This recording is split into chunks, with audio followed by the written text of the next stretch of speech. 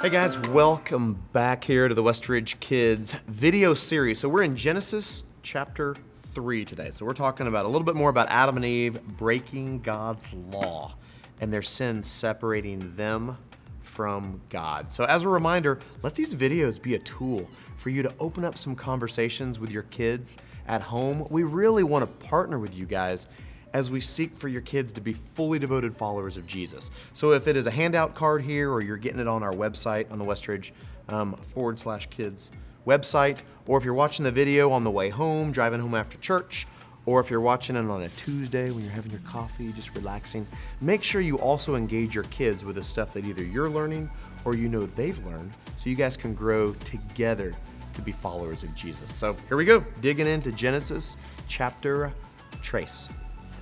All right, so Adam and Eve enjoyed all that was good in the Garden of Eden. I'm telling you, it must have been amazing, right? The Lord gave them only one restriction: you must not eat from that silly tree, right? The tree of the knowledge of good and evil. And the punishment for disobeying was severe. Genesis chapter 2, verse 17 says, "Or you will surely die." That seems like a pretty severe punishment. I would stay far, far from the tree, I would think. But before the fall, Adam and Eve enjoyed a loving two-way relationship with God. The garden was a true paradise. God filled the garden with good gifts so that they might enjoy them and give thanks to God. I mean, eating all the best fruits and vegetable and everything else that came along with it. And that glorified God. Now, all that changed when Adam and Eve gave in to the serpent's temptation. Eve believed the lie that leads many of us to sin. Maybe God is holding out something from me. Maybe there's something more that God's not giving me, right? That's a lie that Satan continues to throw into our faces all the time. So Adam and Eve desired something more: the wisdom the fruit tree offered. But when their eyes were opened, they were aware of their nakedness. Now, believe me, when I say nakedness here at Westridge Kids, a lot of laughter going on. I don't know how it's looking with you in front of your computer or on your phone watching this, but there was nakedness, right?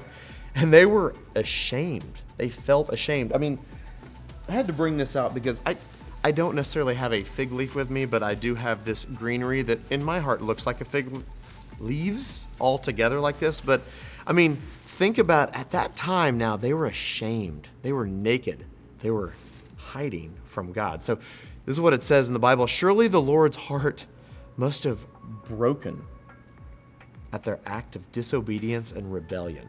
Because of their sin, he cast them out of the garden. Though they did not die right away," right? Sin's effect was immediate and thorough. Their lives and their children's lives and the lives of all mankind would be forever affected by their choice right there in the garden that day. God didn't leave Adam and Eve without hope. This is something to hold on to, and I love for our kids to grasp this. There's still hope. Don't worry, not all is lost. He promised that one of Eve's descendants would strike the head of the serpent. Genesis chapter 3, verse 15.